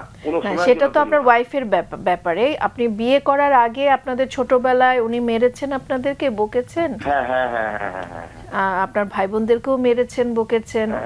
আমার অতটা খেয়াল নেই, তবে আপনার মায়ের সাথে খারাপ ব্যবহার করেছেন? মায়ের সঙ্গে অনেক খারাপ ব্যবহার করতো। মায়ের সাথে অনেক খারাপ ব্যবহার করতেন, এবং মায়ের গায়ে হাত তুলতো। মায়ের গায়ে হাত তুলতেন। বুঝতে পেরেছি। ঠিক আছে, কোনো প্রশ্ন? আচ্ছা ঠিক আছে, আমরা আলোচনা করি তাহলে। অনেক অনেক ধন্যবাদ। খুবই একটা মানে খুব একটা আমি বলবো যে খুব ইম্পর্টেন্ট একটা বিষয় তুলে ধরা হয়েছে ফোনটার ভেতর দিয়ে। আমরা অনেক কৃতজ্ঞতা বোধ করছি, আমরা আলোচনা করছি, আমাদের সঙ্গে থাকলে ভালো হয়। ওকে, তুমি আগে বলছো নাকি সেলিনা আগে বলো, তুমি প্রশ্ন করেছো। আসলে আপনি যেটা আমাদের কাছে প্রশ্ন করেছেন সেটা হচ্ছে যে কেন উনি এরকম বিহেভিয়ার আমার সাথে করলো, আর আমি কি ব্যর্থ সন্তান, আমি কি আসলে পূর্বজন্মে কোনো পাপ করেছি যার জন্য আমার সাথে আমার ওয়াইফের সাথে এই ঘটনাগুলো ঘটলো। তো এগুলো আসলে আপনার গিল্ট ফিলিং থেকে হচ্ছে, হয়তো আপনি আমার ওয়াইফকে আপনি অতটা প্রোটেক্ট করতে পারেন নাই, বা নিজেও এই অনেক সময় অত্যাচারিত হওয়ার পরে মনে হয় যে আমি এত কেন বোকা ছিলাম, কেন আমি এত অত্যাচারিত হতে গেলাম। কিন্তু যখন অত্যাচারিত আমরা হই তখন ব্যাপারটা অনেক সময় বুঝি না, মনে করি ঠিক হয়ে যাবে বা এটার সাথে সমাধান করে ফেলবো, এরকম অনেক কিছু হয়। কিন্তু এটা পরে অনেক সময় মনে পড়ে, তো তখন খুব খারাপ লাগে। আমি বুঝতে পারছি আপনার মনের অবস্থা, কিন্তু এই ব্যাপারে আমি যদি বলি, আপনি কিন্তু ওই জন্যই আপনাকে প্রশ্ন করলাম যে ছোটবেলায় আপনাদেরকে উনি মারধর করতো কিনা। আপনি নিজেই বলেছেন উনি অনেক বদরাগী ছিলেন, আপনার মার সাথে উনি অনেক খারাপ ব্যবহার করতেন, এমনকি ওনাকেও মারতেন। এখন আমরা যেটা বুঝতে পারছি আসলে প্রবলেমটা ওনার মধ্যে, হ্যাঁ, হয়তো ওনার চিকিৎসা মানে ওনার বাবার মধ্যে, যে ওনার হয়তো রাগ নিয়ন্ত্রণ ক্ষমতাটা ছিল না, এবং সাথে সাথে হয়তো ব্যক্তিত্বেরও কোনো প্রবলেম ছিল, যে অথরিটেরিয়ান পার্সোনালিটি যদি থাকে তো তাহলে দেখা যায় যে উনি মানে আমার তাল গাছটা আমার ব্যাপারটা, যে আমি যেটা বলবো সেটাই শেষ কথা। তো ওরকম মনোভাব যাদের থাকে তারা সব কিছু তাদের মতো করে করতে চান, এটা হচ্ছে তাদের পার্সোনালিটি প্যাটার্ন। হ্যাঁ, এবং ওই প্যাটার্নটার সাথে আসলে অন্যদের অ্যাডজাস্ট করা খুব কঠিন হয়ে যায়। অনেক সময় দেখা যায় যে পরিবারের অন্যান্য সদস্যরা খুবই অত্যাচারের মধ্যে, নির্যাতনের মধ্যে থাকে। এবং আরেকটা জিনিস সেলিনা, আমার মনে হচ্ছে যে তারা কিন্তু তাদের মাকে নির্যাতিত হতে দেখেছেন, সেখানে কিন্তু তাদের মানে একটু প্রতিবাদী হওয়া দরকার ছিল। কিন্তু সেই ক্ষেত্রে বড় হওয়ার পরেও যখন দেখেছে যে মার প্রতি তার আচরণটা মোটেই সম্মানজনক নয়, সেখানে একটি ছেলে সন্তান কিন্তু মানে তার একটা স্টেপ নেওয়া দরকার। হ্যাঁ, এবং সেটা উনি শেষ পর্যন্ত তার স্ত্রীর উপরেও কিন্তু এসেছে, তো সেখানে তখন তারা কোনো মহিলাদেরকে কোনো সম্মানই করেন না, এই বোধটা ওনার মধ্যে নাই আসলে, মানে ওনার বাবার মধ্যে। আরেকটা ব্যাপার যেটা যে এই অনেক সময় এরকম হয়, খুব অথরিটেরিয়ান পার্সোনালিটি যাদের হয় তারা অনেক সময় এতটাই নেগেটিভ বিহেভিয়ার করেন, অন্যরা ভয়েও দেখা যায় যে মুখ খুলতে পারেন না, যে যদি আমি প্রতিবাদ করি এর শাস্তি আরো বেশি হবে। তো ছোটবেলায় ধরা যাক একটা কথা বললাম, তো আমি যদি একটা মার খাই 3টা মার খাবো, তো 3টা মারের ভয়ে হয়তো বলার আর সুযোগ হয়নি। এভাবে মায়ের মারটাও ওনার চোখের সামনে ঘটেছে, এবং ওয়াইফেরটাও কিন্তু উনি শেষ পর্যন্ত আসলে প্রোটেক্ট করতে পারেননি, যেখানে যার উদাহরণ হচ্ছে যে উনি বলছে যে পরে করো, এই বাচ্চাগুলোর সামনে করো না, ওরা ভদ্র ঘরের সন্তান, মানে পরে করা অ্যালাউড, মানে নাহলে তো আরো বেশি ঝড়, উনি ভয় পাচ্ছেন যে আরো বেশি গন্ডগোল হবে। তো এই যে গন্ডগোলের ভয় করতে করতে করতে এই পর্যায়ে উনিও আসলে রিনফোর্স হয়েছেন, বলবো যে পুরস্কৃত হয়েছেন, ওনার আচরণটাকে সবাই মিলে আসলে পুরস্কৃত করেছেন আপনারা। অনেক সময় আসলে আমরা যখন ছোট থাকি, মানে পুরস্কৃত না হলেও সেটা হচ্ছে যে তাকে অ্যালাউ করা হয়েছে, হয়তো আপনারা বাধ্য হয়েছেন, আপনারা তখন ছোট ছিলেন, বুঝতে পারেননি। এরকম হয় সাধারণত যে যারা খুব কর্তৃত্বপরায়ণ ব্যক্তিত্বের, তারা কিন্তু সবাইকে খুব হুমকির মধ্যে রাখেন, দাবিয়ে রাখেন। তো এটা হয়ে গেছে। তো আপনি যেটা ভাববেন এখন থেকে যে এটা আপনার সাথে হয়েছে তা না, ওনার ছেলে, আপনি হয়তো ওনার যখন আপনার সাথে এমন করতো, আপনার ওয়াইফের সাথে এমন করতো, তখন বোনরা সাপোর্ট দিত বিধায় হয়তো বোনরা অতটা মানে রোষের শিকার হয়নি। কিন্তু তারা যদি আবার আপনার পক্ষ হতো, ওরাও হয়তো রোষের শিকার হতো, হয়তো রোষের শিকারের ভয়েই ওরা দেয়নি, এটাও হতে পারে। তো আমরা জানি না কি হয়েছে, কিন্তু ওনার পার্সোনালিটিতে প্রবলেম আছে, ওনার রাগ নিয়ন্ত্রণের ক্ষমতা অনেক কম আছে এবং এটা একটা সমস্যা, কম ছিল। হ্যাঁ, এটা অনেক সমস্যা ছিল এবং এইসব সমস্যার জন্য কিন্তু আসলে প্রফেশনাল হেল্প নেওয়া প্রয়োজন। অথচ হয়তো আপনারা তখন বুঝেন নাই, উনি তো চলেই গেছেন, আর বুঝলেও উনি হয়তো রাজিও হতেন না। আত্মপ্রবঞ্চনা থেকে বেরিয়ে আসা দরকার। হ্যাঁ, কিন্তু আপনি আত্মপ্রবঞ্চনা থেকে এভাবে করবেন যে এই জায়গায় যদি আপনি না হয়ে ওনার ছেলের বউ অন্য কেউ হতো, উনি একই কাজ করতো, কারণ প্রবলেমটা ওনার মধ্যে, আপনাদের মধ্যে না। একদম। ম্যাডাম, এখানে আমি একটা জিনিস অ্যাড করবো, আপনি খুব সুন্দর করে বলেছে, মানে ব্যক্তিত্বের সমস্যাটা কিন্তু ওই ওনার বাবার ভিতরে যেরকম আছে, আমার মনে হয় এই ব্যক্তির ভিতরেও কিছুটা আংশিক সমস্যা আছে, যার কারণে উনি মানে সমস্যা এটাকে না বলে কিছু ট্রান্সফার হয়েছে এবং উনি যেমনি এতটাই অত্যাচার হয়েছে এবং আরো বড় ধরনের দুর্ঘটনা ঘটতে পারে, এই কারণে না বলার জায়গাটা ওনার তৈরি হয়নি, এই না বলতে পারেনি। এবং আপনি বলেছেন যে একজন দায়িত্ববান পুরুষ হিসেবে তার সন্তান এবং তার স্ত্রীকে রক্ষা করা তার দায়িত্ব ছিল। এই জায়গাটাতে উনি যে না বলে যে উনি আরও কিছু স্টেপ নিবে, কেন উনি নেয়নি বা ওই সময় কী ধরনের সংখ্যা ছিল, তো ওই একজন হাজব্যান্ড হিসাবে যে তার সামনে দাঁড়িয়ে আরও অনেক প্রোটেকশন দেওয়া, যে আমি মাকে পারিনি, ঠিক আছে, তখন আমি ছোট ছিলাম বা আমার অনেক কিছু লিমিটেশন ছিল, কিন্তু এখন তো আমি একজন স্বয়ংসম্পূর্ণ মানুষ, আমি একটা জব করি বা আমার অর্থনীতি কিছু হলেও মুক্তি আছে। এই কিছু কনসিডারেশনে বাস্তবসম্মত কিছু চিন্তাভাবনাকে যদি উনি অগ্রগতি দিয়ে যদি উনি এই জায়গাটা দাঁড়াতো বা প্রতিবাদ কিছুটা হলে করতে পারতো, তাহলে হয়তো ওনার স্ত্রীর প্রতি ওনার অন্যায় জায়গাটা নাই। সাফায়েত, আমি একটু অ্যাড করবো তোমার সাথে, সেটা হচ্ছে যে সেটাও ভদ্রলোক করতে পারেননি, কারণ উনি ওই যে আমাদের মধ্যে না ওই ছোট্ট চাইল্ডটা থেকে যায়, ছোটবেলাতে যে বাবাকে রুদ্রমূর্তিকে দেখার যে ভীতিটা, সে কিন্তু এখনো আছে।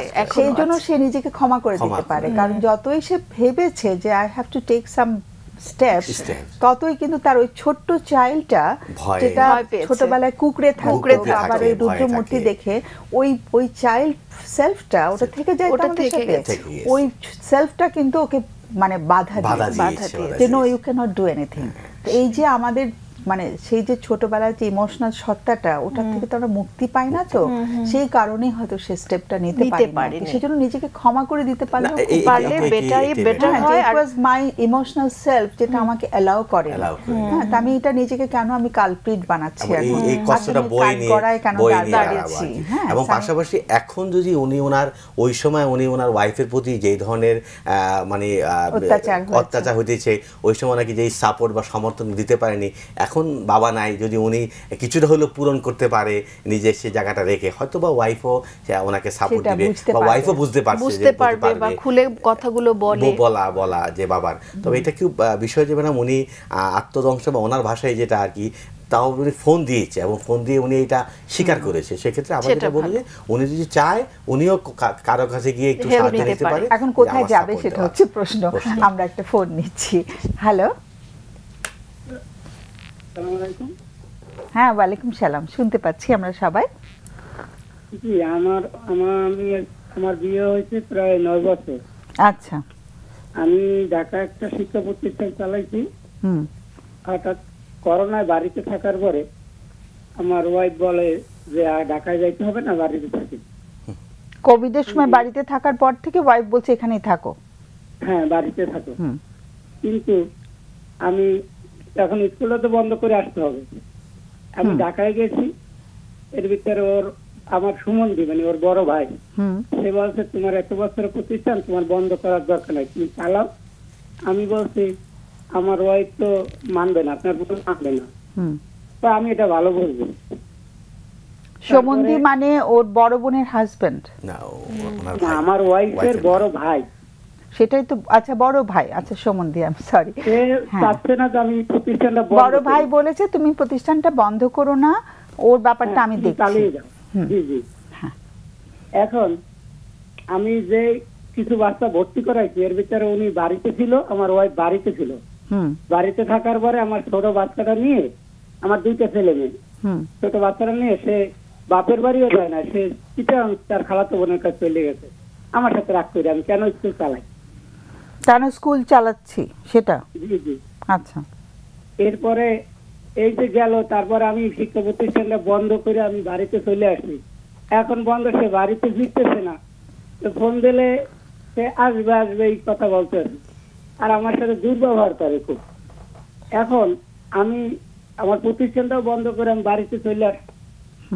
আমার দুইটা বাচ্চা, ছোট ছোট বাচ্চা, একটা 5 বছর বয়স, একটা 3 বছর বয়স। আচ্ছা, এখন এই দুইটা বাচ্চা, আমার মা খুব অসুস্থ, সে পালতেও পারে না। আমি এখন কি করবো? আমি আমার পথ দেখতেছি না যে বাচ্চা দুটো নিয়ে আমি কোথায় যাবো। আচ্ছা, বুঝতে পারলাম না যে মানে ওটা তো একটা ইনকাম সোর্স ছিল তো। জি জি জি। তাহলে ওয়াইফের মানে অন্য বিকল্প কি উনি মানে বলেছিলেন কিছু, যে মানে স্কুল বন্ধ করে তাহলে হাজবেন্ডের আয়ের পথটা কোথা থেকে হবে? উনি বলতেছে যে বাড়িতে স্কুল করো। বাড়িতে স্কুল করো? জি। আর মানে আর স্কুলটা কোথায় এখন? এখন যেটা বন্ধ করা হয়েছে ওটা ছিল ঢাকায়, ঢাকাতে। এবং সেই স্কুলটা মালিকানা কার ছিল? আমি মালিক ছিলাম। আচ্ছা, কিন্তু ওটা ভালো চলতো এবং ইনকাম ভালো ছিল? হ্যাঁ হ্যাঁ হ্যাঁ। আচ্ছা, করোনার কারণে আমি 2 বছর বাড়িতে ছিলাম। 2 বছর সে বাড়ির প্রতি তার একটা আসক্তি এসে গেছে, মায়া এসে গেছে। সে বলছে আমি বাড়িতে থাকবো, ঢাকায় যাবো না। হ্যাঁ, আপনি ও বাড়ির প্রতি ওর মায়া তৈরি হয়েছে, দেশের বাড়িতেই থাকবে। জি জি। ঢাকা আসতে চাচ্ছে না। তার ভাইয়ের কথা শুনে আমি যখন বাচ্চা ভর্তি করবো, আমি ঢাকা অবস্থা থাকতে সে বাড়ি থেকে তার খালাতো বোনের সাথে চিটাগাং চলে গেছে। না, সেটা তো এখন হয়েছে। আমি জানতে চাচ্ছি যে তার যুক্তিটা কি, যে সে যুক্তি না, মানে তার বাড়িতে থেকে তার একটা মানে আরাম পেয়েছে, সে ওই আরামটাকে ত্যাগ করতে চাচ্ছে না, ঢাকায় এসে কষ্ট করতে চাচ্ছে না। আমাকেও ঢাকা যাইতে দেবে না, আর সে নিজেও যাবে না। সে বলতেছে যে স্কুল বন্ধ করে সবকিছু নিয়ে বাড়িতে চলে আসে। মানে বাড়িতে গিয়ে একটা নতুন করে একটা স্কুল তৈরি করতে হবে। জি জি জি। তো সেখানে সেটা কি সম্ভব না? একেবারে না, না সম্ভব না। শোনেন, আমি এখন তো স্কুল বন্ধ করে ও যখন চলে গেছে, তাকে আমি চিন্তা করলাম যে পারিবারিক শান্তির জন্য আমার প্রতিষ্ঠানটা বড় না, আমার পারিবারিক শান্তিটাই বড়। আমি পারিবারিক শান্তির জন্য আমি স্কুলটা বন্ধ করে অলরেডি 1 বছর হয়েছে। ও যাওয়ার 2 মাস পরেই আমি একটা স্কুল বন্ধ করতে তো সময় লাগে। হ্যাঁ, আমি স্কুলটা বন্ধ করে ট্রাক বইরা সবকিছু নিয়ে বাড়িতে আসি। তারপরে সে আসে না। তার মা বাপের বলি যে আপনার মেয়েরে নিয়ে আসেন, তারা বলে যে আমরাই তার সাথে কথা বলি না। কি বলে? আমরা তার সাথে কথা বলি না, আমরা তার সাথে যোগাযোগ করি না। তারাও আমার পক্ষে কথা বলে এবং তার মেয়ের প্রতি বিরক্ত। মানে তারা তাদের মেয়ের প্রতি বিরক্ত? জি। আর ভাইও কথা বলে না। কেন? মানে ওরা সবাই কেন বিরক্ত ওর প্রতি? ওর প্রতি বিরক্ত এই জন্য যে ওরা তার কথা, আমার কথা বা আমার শ্বশুর শাশুড়ির কথা শুনে না। তাদের বাড়িতে তো যায় না। হ্যাঁ, খালাতো বোনের বাসায় গেছে। হ্যাঁ জি জি জি। মানে ও তাহলে মা বাবার কথা মানে শুনতে চায় না, শুনে চায় না। জি। এখন কথা হলো এইটাই যে আমার যদি মানুষের জীবন কয়দিনের, আমি যদি আমার 2টা বাচ্চা আছে, আমার মা অসুস্থ, তার মেরুদণ্ড ক্ষয়, সে বাচ্চা করে খাওয়াইতে না, 2টা বাচ্চার বিরক্ত সহ্য করতে পারে না। আমি দ্বিতীয় বিয়েও করব না, কারণ আমি মা বাপের সৎমার আন্ডারে দিব না। এখন সে আসেও না, আর আমার ডিভোর্সও দেয় না। আমি এখন কি করতে যাই? আচ্ছা, সন্তানদের নিয়ে গেছে সাথে করে? ছোটটারে নিয়ে গেছে, ওটা আবার পাঠাই দিয়েছে ওর খালুর সাথে। আচ্ছা, ছোট জনকে নিয়ে গেছিল আবার পাঠিয়ে দিয়েছে? হ্যাঁ, পাঠিয়ে দিয়েছে। আচ্ছা, ওকে। মানে আসলে কেমন গেছে বিয়ের পরের দিনগুলো, কেমন গেছে? কতদিনের বিয়ে? 9 বছর। 9 বছর, হ্যাঁ, এটা তো শুনলাম। কিন্তু মানে কেমন গেছে দুজনের সময়গুলো? খুব ভালো গেছে। করোনার ভিতরে আমাকে আমি গ্রামের বাড়িতে মানে বোঝাপড়াটা ভালোই ছিল? জি, ভালোই ছিল। তাহলে হঠাৎ কি হলো? আমি নিজেও বলতে পারি না। এই দোষের ভিতরে আমি দেখি যে আমি প্রতিষ্ঠানটা বন্ধ করে আসতে সময় লাগছে। আর আমার দোষের ভিতরে এইটাই দেখি যে আমি বাচ্চা ভর্তি করাইছিলাম আমার ভাইয়ের কথা। হ্যাঁ, ঠিক আছে। একটু আমরা শর্ট করছি, একটু যদি প্রশ্নটা করে ফেলা যায়, আমাদের অতিথিদের আরো প্রশ্ন থাকতে পারে। আজকে প্রশ্নটা কি আমাদের কাছে? আমার প্রশ্ন একটাই যে আমার এখন করণীয়টা কি? আমি আপনাদের কাছে সৎ পরামর্শ চাচ্ছি। সে আমাকে ছাড়ছেও না, আবার আসছেও না। আচ্ছা, ওকে। এই 2টা বাচ্চা বড় হইলে আমি কি করবো? এই যে ছোট বাচ্চারা তো এলাও করবে না, বাচ্চা বড় হয়ে গেলে কি এলাও করবে? আমাদের ছোটবেলায় ফেলাই রাখছে। এখন আমি কিভাবে তারে আনতে পারি? আমি তো এখনো চাচ্ছি বাচ্চারা কি মাকে মিস করছে না? অবশ্যই মিস করছে, অসুস্থ হয়ে যায় কানতে যান। কত কত জানি বয়স ওদের? 5 আর 3 না? ও ছোট বাচ্চা, বেশ ছোট। 5 না, 5 প্লাস আর কি। আচ্ছা ঠিক আছে, ছোট আর কি, ওরা দুজনেই ছোট এখনো, তো মাকে তো মিস করার কথা। জি জি ওকে, তাহলে কি করণীয় সেটা আমরা সরাসরি তো বলতে পারবো না এই অনুষ্ঠান থেকে, তারপর যতটুকু সম্ভব আমাদের অতিথিরা আলোচনা করবেন। একটু লাইনে থাকতে হবে, কোনো প্রশ্ন থাকলে করো তোমরা।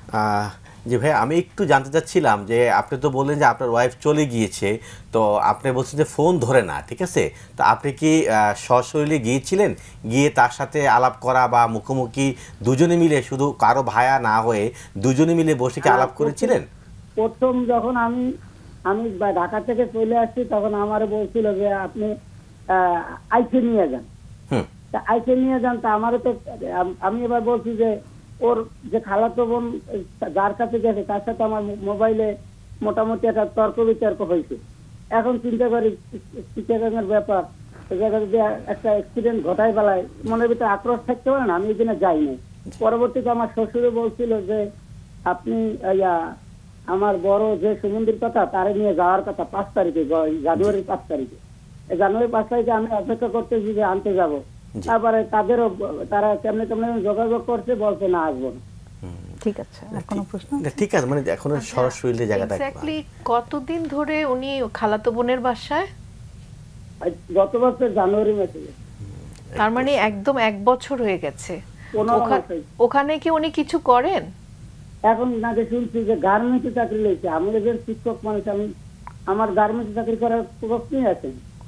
আচ্ছা, ওনার বয়স কত? ওনার বয়স 25 প্লাস। কতটুকু পড়াশোনা করেছেন? 25 প্লাস। উনি ডিপ্লোমা, ডিএম শাখায় ডিপ্লোমা কমপ্লিট করেছেন। আচ্ছা, আর আপনাদের কনজুগাল লাইফ, উনি কি খুব জেদি টাইপের? উনি যা বলেন সেটাই হবে? জেদিতে আরো কারণ আছে। ওনার ক্যান্সার হয়েছিল, আমার বাসায় বসে চিকিৎসা করছে, এখন দিনের লাগর পাইছে। যেদিন বিয়ে হয়েছে ওই দিনই ওনার টিউমার ধরা পড়ছে, দ্বিতীয় স্থানে চলে গেছিল, দ্বিতীয় স্টেজ। আচ্ছা জি, এখন আমি তারপরে আমার বাসায় থাকতে ক্যান্সার হাসপাতালে চিকিৎসা করাইছি, সবকিছু করাবার পরে এখন সে সুস্থ হয়েছে, এখন সে দিনের লাগর পেয়ে গেছে।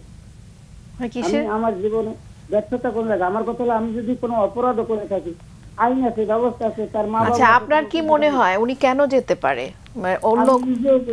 অনেকে বলে মানে আপনার সাথে সম্পর্কের ক্ষেত্রে মানে উনি কোনো অভিযোগ করতেন না যে এটা করছেন না, ওটা করা উচিত? এখন আপনাদের টিভি সেন্টারে বলা উচিত যে তারপরে করোনার বেলায় মানুষের আমি হাত টান থাকে, তারপর বলছে টিভি কেন কিনলাম, আকাশ কেন কিনলাম, গ্যাস সিলিন্ডার আনো কিনলাম, মানে আমি যত ডায়মন্ডের নাকফুল দাও দিলাম, এখন কানের জিনিস দাও দিলাম, আবার আমি যতটুক পাচ্ছি আমি। ও মানে উনি সবসময় আপনার কাছ থেকে বিভিন্ন জিনিস চাইতেন এবং ওটা দিতেই হবে, এরকম একটা মনোভাব ছিল? হ্যাঁ, এটাই ছিল। আচ্ছা, উনি পরিবারের কততম সন্তান? ওনার 4 ভাই 1 বোন। ও, অনেক আদরের। উনি চার সম্পর্ক তো ভালো না, কিন্তু 4 ভাইয়ের 1 বোন। ওনার এই ডিমান্ডিং আচরণ বা এই জেদ, রাগ, এগুলো কি এখন ওনার ফ্যামিলিও পছন্দ করছে না? এটাই কি? না না, কেউ পছন্দ করে না। উনি কি এই 1 বছর মানে 15 মাস ধরে ওনার বাবা মার কাছেও আসেননি? না না, কেউ বাড়ি আসেই না। ওর আব্বা আম্মা আরো আমার সাথে দুর্ব্যবহার করা দেখে ওর আব্বা একদিন ওরা মারছেও। আচ্ছা, মানে উনি চেয়েছেন। উনি কি আপনার সাথে ঢাকায় থাকতেন এই করোনার আগে? জি জি, তখন। আচ্ছা, কিন্তু বাড়িতে গিয়ে ওনার ভালো লেগেছে, উনি চেয়েছে আর না যেতে। ওখানে স্কুল করতে বলেছে। বাড়িতে যে আসছে, বাড়িতে থাকবে, সে আবার চট্টগ্রাম গেল কিভাবে? আচ্ছা, চট্টগ্রাম যে গেল, ওখানে খালাতো বোনরা তাকে সহায়তা করেছে, তো খালাতো বোন কি করে? সে ওই একই ডিপার্টমেন্টে নিয়ে গেছে। আমার বাড়িতে, আমি তো বাড়িতে ছিলাম না যখন গেছে, তখন আমি ঢাকায় ছিলাম। ঠিক আছে, আপনি কি জানেন উনি কোনো সম্পর্কে জড়াতে পারেন? না না, এটাও বলে না, জীবনে বিয়েই বসবে না। আচ্ছা, ঠিক আছে, এখন আমি কি বলবো? ঠিক আছে, অনেক অনেক ধন্যবাদ। অনেক প্রশ্নের জবাব দেওয়া হলো। আমরা আলোচনা করছি, আমাদের সঙ্গে থাকলে ভালো হয়, কেমন? ওকে। তুমি আগে বলো তারপর। জি ম্যাডাম, আসলে বুঝেই যাচ্ছে আমরা একটু আগে যেই কেসটা নিয়ে আলাপ করছিলাম যে আসলে রাগের সমস্যা বা ব্যক্তিত্বের ধরনের সমস্যা, যে কি মানে মানুষের ভিতরে অনেক ধরনের ব্যক্তিত্ব ধরন আছে, যে আমি যেটা বলবো সেটাই, আমি যেটা চাইবো যেভাবে চাইবো সেভাবেই হতে হবে, তার থেকে এদিক ওদিক হলে সম্পর্কে একটা টানাপোড়েন চলে আসে এবং এটাকে অনেকেই আসলে এর পরিণতি যে কতটুকু কি হতে পারে এটা নিয়ে আসলে ভাবে না। তো এখানে ওনার অবুঝ দুটি সন্তান আছে, হাজব্যান্ড আছে, হাজব্যান্ড ইনকাম করে, তা সত্ত্বেও এই দিকটা তার যে ধরনের অ্যাটেনশন বা যে ধরনের ওনার রোল প্লে করা দরকার সেটা উনি করছে না। তো এবং যেটা আমরা ওনার কাছে জানলাম যে করোনার সময়ে কালীন বা এর আগেও হয়তো বা মানে যেই ধরনের একটা পরিবার চলার কথা দুজনে মিলে হয়তো সেই জায়গাটাতে বেশ ঘাটতি আছে এবং তার কথাকেই সবসময় প্রাধান্য দিতে হবে। এবং আপনি খেয়াল করেছেন উনি বলেছে যে প্রথমবার যাওয়ার কথা ছিল, একটু দেরি হয়েছে, কেন আসলো না, কেন আমি ওই সময় যখন বলেছি তখনই তুমি কেন আসলো না।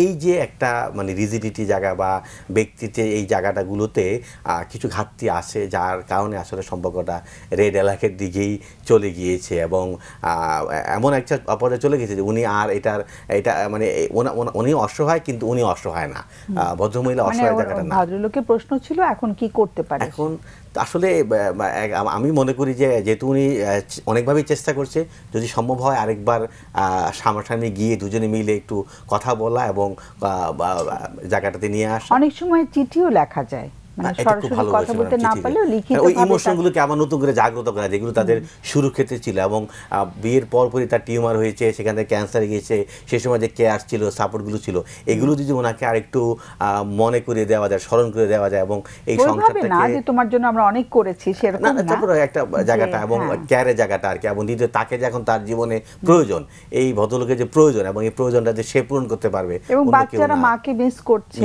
তো সেই জায়গাটা আসলে মানে ওয়াইফ কি চাচ্ছে, সে কি ডিভোর্স চাচ্ছে না কি চাচ্ছে আমরা জানি না, সে তার চাওয়াটাও জানতে চায়। এগুলো যদি একটু সরাসরি জানা যায় বা যদি কেউ না হয় চিঠির মাধ্যমে যদি করা যায় রাগারাগি না করে, তাহলে হয়তো মানে এটা না হয়। এছাড়া তো প্রফেশনাল উত্তর আসতেও পারে। আমার যেটা মনে হয়েছে যে ভদ্রমহিলা আসলে স্টাবন টাইপের, মানে অনেক জেদি, সোজা বাংলায় যেটা বলে গোয়াট, যেটা ছেলেদের মধ্যে বেশি দেখা যায়। ছেলেরা এগুলো এটা একদম জেন্ডার ওয়াইজ পার্থক্য, কিন্তু অনেক সময় আমাদের দেশে কিন্তু ছেলেরা এই ধরনের কাজ মেয়েদের সাথে করে, তো ওটা পার পেয়ে যায় তারা, যে আমার কথা শুনলো না কেন্দ্র, হ্যাঁ ওই কাজটা করছে, ছেলেদের দোষ না ওটা। হ্যাঁ, তো সেই পারমিশনটা ওকে সোসাইটি দিচ্ছে না মেয়ে বিধায়, কিন্তু ওর ছেলেদেরকে কিন্তু বাবা মা বলতো যে নিশ্চয়ই তুমি কোনো দোষ, মানে বউকেই বলতো যে তুমি দোষ করেছো, কথা শুনো নাই, এটা করা উচিত ছিল তোমার। কিন্তু এখানে বাবা মা দেখছে যে মেয়ে, সুতরাং তুমি কেন, হাজব্যান্ড ভালো, সে বন্ধ করেও আসলো, 2 মাসের মধ্যে সবকিছু বন্ধ করে আসলো, আমরাই তো বলেছিলাম ওটা চালাতে। তো ওরাও বিরক্ত হয়ে গেছে যে আসলে মা বাবা যখন বিরক্ত হয়, মেয়ের ফ্যামিলি যখন বিরক্ত হয়, তখন বুঝতে হবে যে মেয়ের মধ্যে আসলেই কিছু সমস্যা আছে, যার জন্য তারা কেউই ওর সাথে অ্যাডজাস্ট করতে পারছে না এই মুহূর্তে। তো সেই ক্ষেত্রে যেহেতু ব্যক্তিটি অনেক মানে তার ব্যক্তিত্বের আসলেই যখন সমস্যা থাকে, ব্যক্তি কিন্তু নিজেও অনেক সময় জানে না, সেখান থেকে সে বের হতে পারে না, তার কাছে মনে হয় আমি যেটা বলছি সেটাই সঠিক, সেই মতো হলো না কেন। এখন ওনাকে ডিসিশন নিতে হবে ওনার লাইফে উনি ওনার ওয়াইফকে চান কিনা। যদি চান তাহলে একরকম আচরণ করবেন, যদি না চান আরেক রকম আচরণ করবেন। এখন ওনার কথাবার্তায় মনে হচ্ছে যে উনি বলছেন যে বাচ্চাদেরকে সৎ মাইনে দিবেন না, উনি চান। তাহলে উনি চাইলে যেটা করতে হবে, আমি মনে করি সরাসরি চলে যেতে পারেন, মানে চট্টগ্রাম খুব দূরে না, উনি ওখানে সরাসরি গিয়ে একবার না বারবার বলুক, কারণ যেহেতু উনি চাচ্ছেন, উনি ওনার ওয়াইফকে চাচ্ছেন, উনি ওনার বাচ্চার মাকে চাচ্ছেন, তো সেখানে যে যেরকম ওরকম পার্সোনালিটি তো উনি মেনেই নিয়েছেন, তাই না? উনি তো ওনার অন্যান্য বিষয়গুলোকে প্যাম্পার করেই গেছেন। আমরা প্রথমে একটু লিখিতভাবে জানালে একটু, যে আমি আসছি একটু নরম হলে, তারপরে সেখানে ওই যে হলে ভালো হয়, প্রেমিক সুলভ কিছু আচরণ করতে পারেন উনি, যে তোমাকে অনেক মিস করছি, বাচ্চারা তোমাকে জোর করে না, জোর করে ভেতর থেকে যে হ্যাঁ তোমাকে মিস করছি, তোমার মানে যেটাতে উনি, ব্যাপারটা হচ্ছে যে যখন আমরা কারো কাছে কিছু চাইবো, যখন তার এখতিয়ার যে দিবে কি দিবে না, তখন কিন্তু তার ভাষায় কথা বলতে হবে। যেমন ধরা যাক আমি একটা অজপাড়া গিয়ে ইংলিশে বললাম পানি দাও, ইশারাও দিলাম না, তাহলে আমি পিপাসায় মরে যাব, আমি কিন্তু পানি পাবো না। কিন্তু আমি যদি ওর ভাষায় ওই জায়গায় গিয়ে পানি কিভাবে বলতে হয় ওর ভাষায় বলতে হবে, তাহলে আমি পানিটা পাবো, আমার তৃষ্ণা মিটবে। তৃষ্ণাটা যেহেতু আমার, যেই ভাষায় বুঝে, যার থেকে আমি নেব তার ভাষায় কথা বলতে হবে।